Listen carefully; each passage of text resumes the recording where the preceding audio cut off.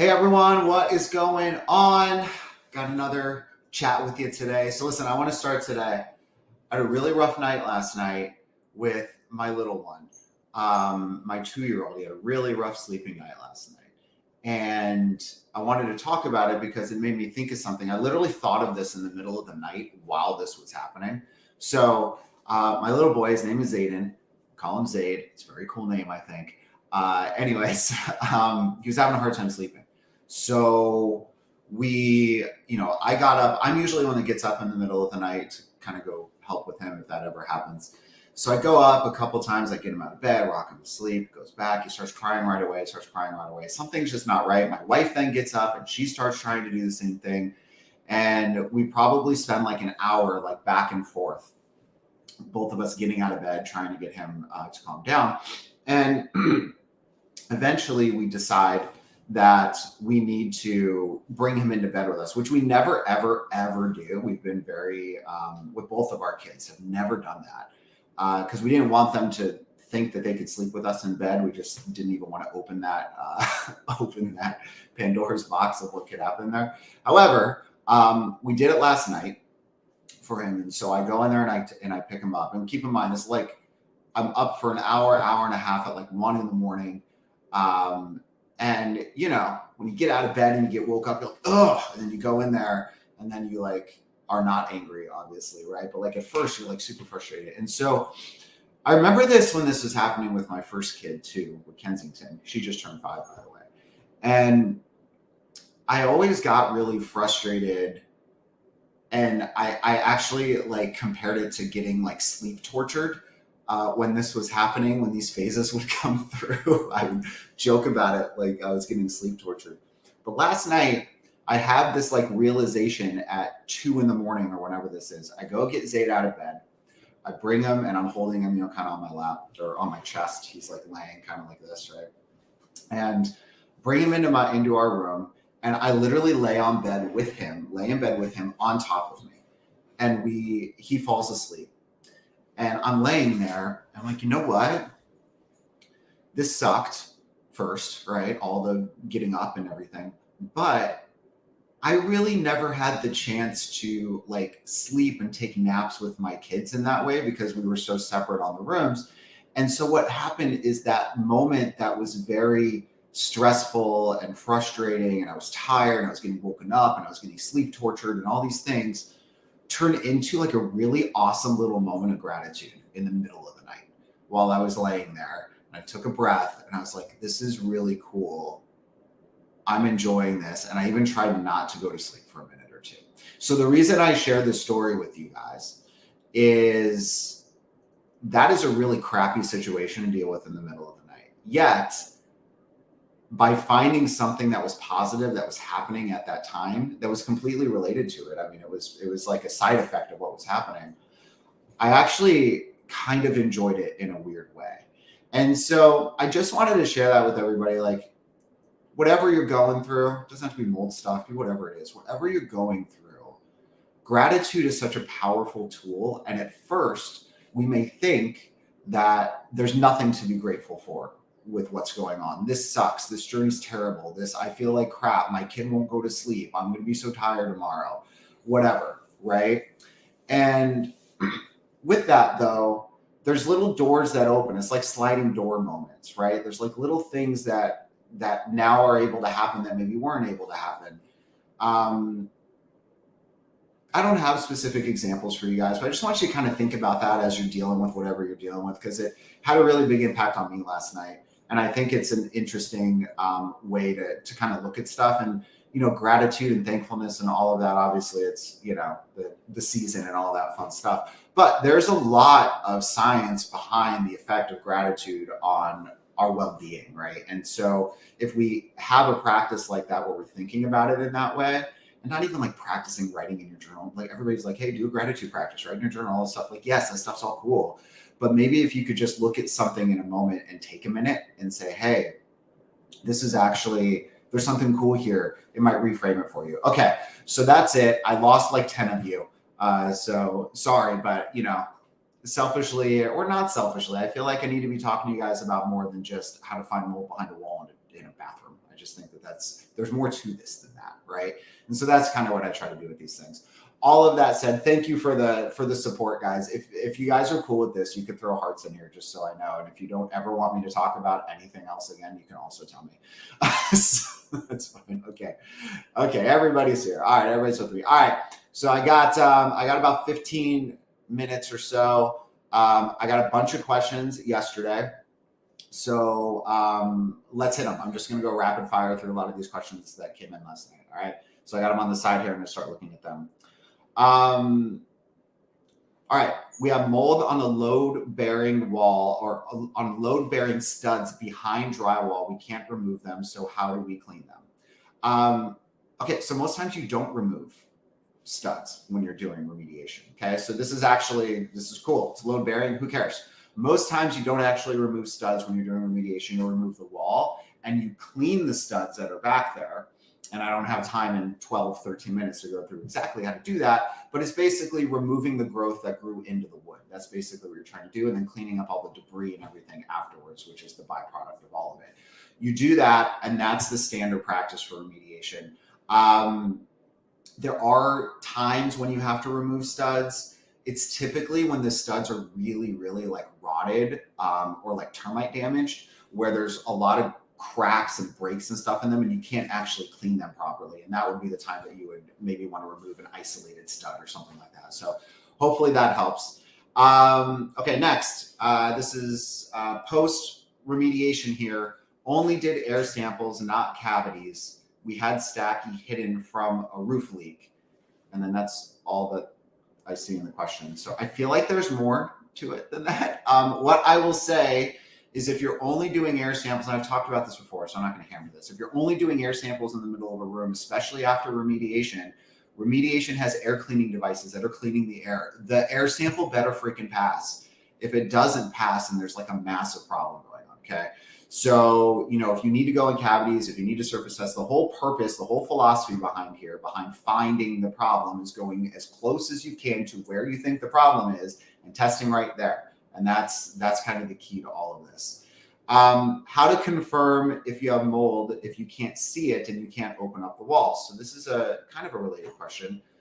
So this is really about the inspection process and understanding why mold grows and some of the big myths around why we think there may or may not be a mold problem. All right.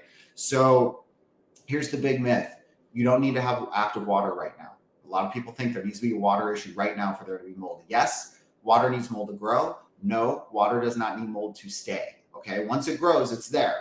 And so even if you had a leak 5 years ago, 10 years ago, 30 years ago, and mold grew, the leftovers and byproducts of the colonies and stuff will all still be back there, right? So to get to this question, how do you confirm if there's mold if you can't see it? You, have to understand what the signs of hidden mold growth look like, which are basically just 5 signs of water damage, right? So you have water staining, which is super easy. You have cracking or peeling paint. That's a big one. Bubbling paint is another one.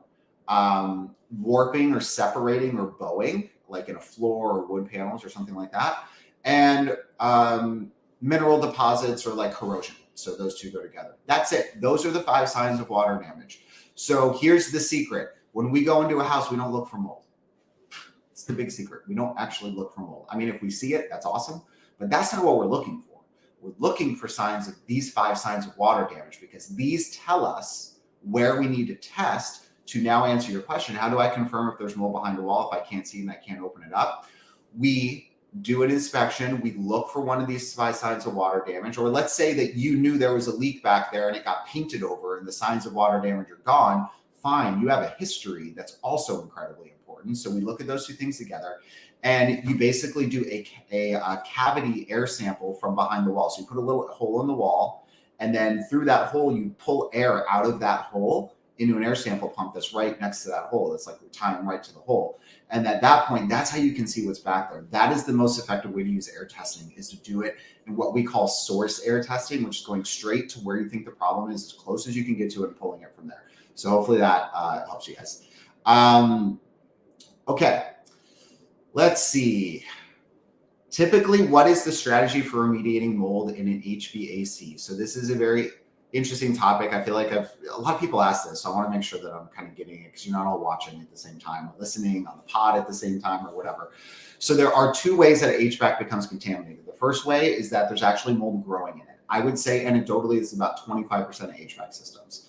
The majority of them, and let me just stop there. If there's mold growing in your HVAC system, you're probably gonna have to replace your whole HVAC system. Okay, it's now become a primary source of problem. Cleaning it is likely not going to get rid of everything. And if you're having growth in the main area, there's probably growth in the ducts in different places that you can't see as you run through everything. So that would probably be, if you have growth, visible growth is growing inside of your HVAC system, replacement is most likely going to be the way that it goes, which means the air handler unit and the ductwork, not the condenser that lives outside. A lot of people confuse that. They think the condenser is actually part of their HVAC system. It's not. It's part of it, but air doesn't go through the condenser that sits outside of your house. That just provides kind of like the engine and the fuel for the cooling of your air. So the parts that you would be replacing are what's called the air handler unit. This is the space where the air goes through and all of your ducts connect to. So there's like a box, right? You have ducts that come out on both sides. Right. So this box is where there's a fan in here that pulls the air through. There's the cooling coils that cool your air, all that stuff. So that's your air handler unit. So that would typically have to be replaced, and then all the ductwork in theory would need to be replaced in that situation. On the other side, the other 75% of HVAC systems are not, there's not mold necessarily growing directly in them, but they became cross-contaminated because you have a source in a wall and a ceiling and a bathroom and a bedroom and this or whatever in your house, and that air gets pulled into the HVAC system and now it circulates in there. So what happens is it becomes cross-contaminated, meaning there's not mold necessarily growing in it, but you have mold spores, fragments, toxins, and even bacteria and all that stuff that comes along with it that gets held up into the dust that now moves throughout the system. Now, the problem with that is that dust can wedge into like the flex duct that most people have flex ducts. So I'll explain it this way. But like if you have ductwork that kind of squeezes together like an accordion, that's called flex duct. And when that happens, there's grooves that are created where all the squeezing happened, right? There's little grooves that are created there. So dust gets embedded into there. It also gets embedded into the air handler unit, into the coils, into the different areas in your system. So for that, you either do need to replace them or they could potentially be cleaned. How do we make that call? So it's not a black and white call. This is really where having like a consultant help analyze your lab results is really, really important. So generally, I think about it like this. Cleaning an HVAC system is never going to be fully effective because there's just hundreds and hundreds of feet of ductwork. The ways they're cleaned are not foolproof ways of cleaning. You know, I don't have time to get into all of it exactly. I do have an episode in the 80s on my podcast, Mold Finders Radio, somewhere in the 80s that talks about HVAC systems. It's like a 45-minute episode. So you can go check that out if you're interested.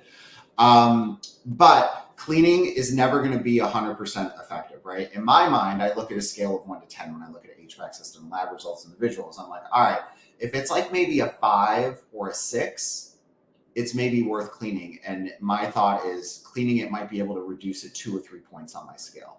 So if I could reduce from like a 5 to a 2 or a 3, then that's not like perfect, but it's pretty good, right?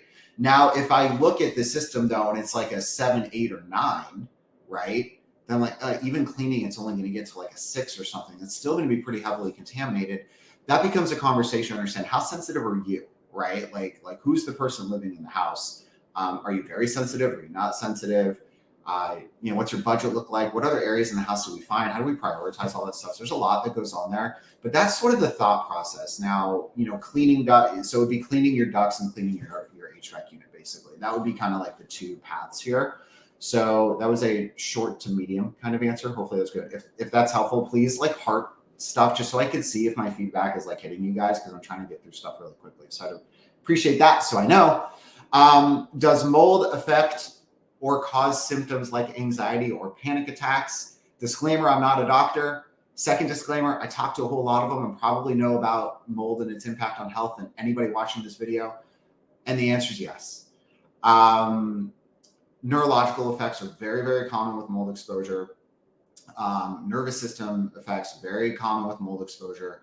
So is that a trigger for anxiety? Absolutely. Also, like anxiety is a whole separate thing. That's not necessarily 100% neuro.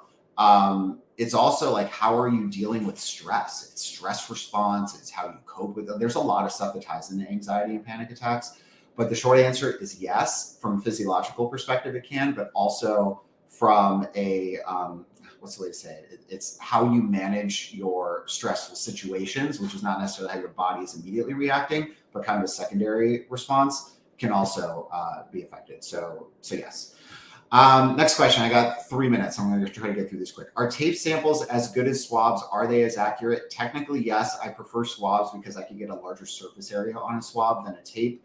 But ultimately, they're taking it, looking at it under a microscope, and looking at what's going on. So for source identification, yes, they're pretty equivalent. Does the color of mold tell you anything? For example, white mold found on framing? No. And for anyone who comes into your house and claims that they know that a specific color of mold is or is not healthy, they're full of shit and they're lying to you.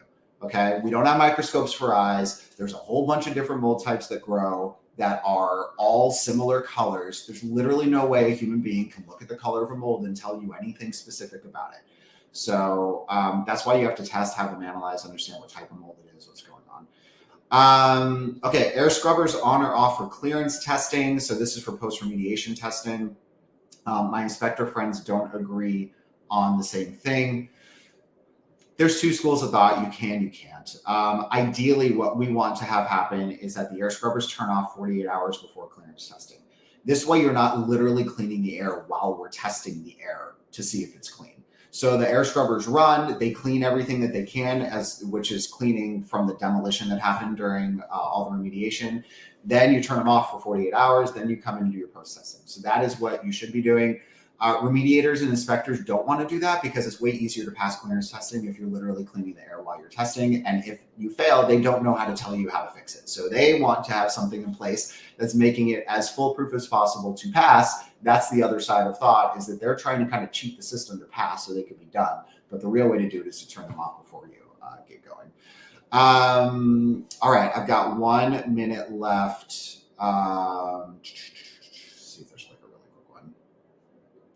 Quick one here to tie in with remediation. Do you need to retest after remediation? Do you need to? No one's like forcing you to. Should you to, or should you? Yeah, like you 100% should be. Think about what you're doing. You're paying somebody thousands and thousands and thousands of dollars to come into your house and remove an invisible microbiological biotoxin and biohazard from your house. You're going to give them 10, 20, 30 grand for something that you can't really see. And they're going to come in and say, okay, we did it. And then they're going to walk out and you're just going to take their word for it.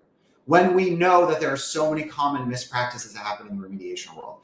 So should you retest? Yes. They need to be held accountable. You need to know that you didn't just waste your 10, 20, 30 grand on remediation and that it actually worked. What is the worst case scenario? You don't retest.